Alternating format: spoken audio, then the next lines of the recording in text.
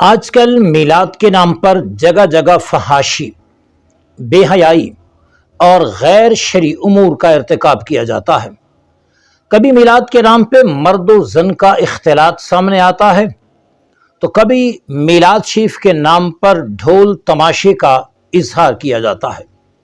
مخالفین اسی بات کو بڑھا چڑھا کے پیش کرتے ہیں اور میلاد جیسے مستحب اور بابرکت عمل پہ طعن و تشنیع کرتے ہیں۔ وہ بغل بجاتے ہیں اور لوگوں کو ذکر رسالت مآب صلی اللہ علیہ وسلم سے بدظن کرتے ہیں۔ یہ بات اپنی جگہ پر درست ہے کہ میلاد کے نام پہ کوئی فحاشی، بے حیائی یا غیر شرعی کام قابل برداشت نہیں ہے، لیکن ایک بندے کا عمل غلط ہو اور اس غلط عمل کی بنیاد پہ پوری قوم کو، پوری برادری کو، پوری جماعت کو مورد الزام ٹھہرانا کسی طرح بھی درست نہیں ہے۔ اسکول کا ایک بچہ غلط حرکت کرتا ہے تو کیا سارے اسکول کو برا کہا جائے گا؟ ایک قوم برادری کا ایک بندہ غلط کام کر جاتا ہے تو کیا ساری قوم، ساری برادری مورد الزام ٹھہرے گی؟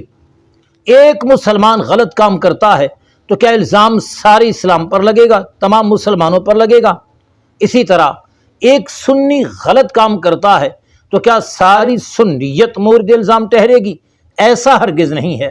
آؤ ذرا قرآن مجید سے پوچھتے ہیں کہ عمل غلط کوئی اور کرتا ہے، الزام کسی اور پہ لگتا ہے، یہ بات کہاں تک درست ہے؟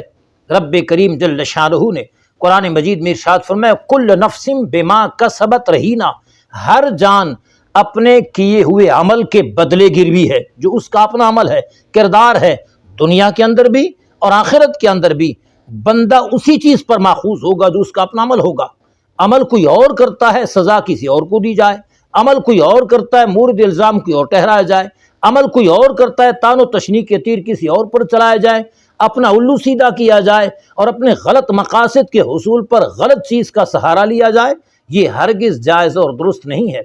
اسی طرح قرآن مجید میں اللہ کریم جل شانہ نے ارشاد فرمایا وَلَا تَزِرُ وَازِرَةٌ وِزْرَ أُخْرَىٰ، کہ کوئی جان کسی غیر کا بوجھ نہیں اٹھائے گی، جس نے جو کیا وہ سزا خود بھگتے گا، یا اس کا اگر نیک کام ہے اجر خود پائے گا۔ بالکل درست نہیں ہے کہ عمل کوئی اور کرے اور سزا کسی اور کو دی جائے۔